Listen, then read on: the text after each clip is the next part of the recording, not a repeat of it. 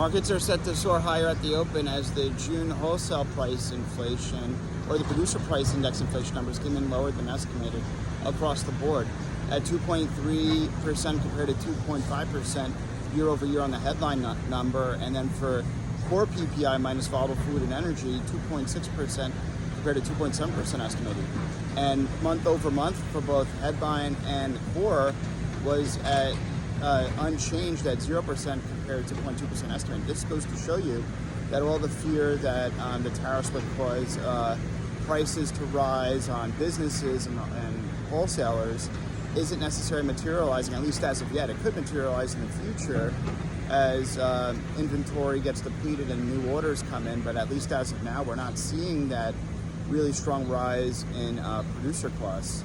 And producer costs filter down to the consumer. So this is good news, and the market's reacting very well to this yesterday. Yesterday, we had a CPI inflation report, which was a choose your own adventure report, pretty much where the headline CPI number came in higher than estimated, but core month over month for yesterday's CPI report came in lower than estimated.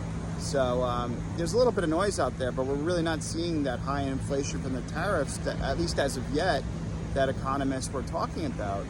And then another thing is, crypto sold off yesterday. Bitcoin hit under 117,000 as the key procedural vote for the crypto bills didn't go through yesterday, but it looks like, at least as of this morning, with President Trump meeting with 11 of the 12 Republican senators who voted no, it looks like they'll likely flip their votes, and a new vote is likely probably today with these bills, and hopefully that'll, they can pass these bills. We have the Genius Stablecoin Act, which is good for our U.S., to get demand for U.S. treasuries and continue U.S. dollar dominance and upgrading our payment rails and financial system.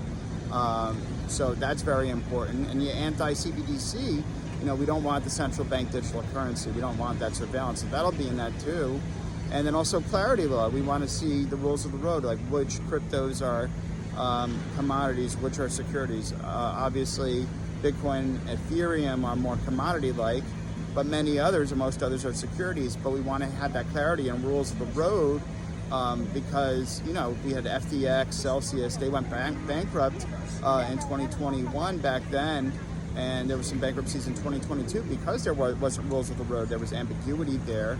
And with this clarity and regulation, these crypto companies, could work with that, but they just need rules of the road. And if we had that, crypto should be able to thrive the innovation in the U.S.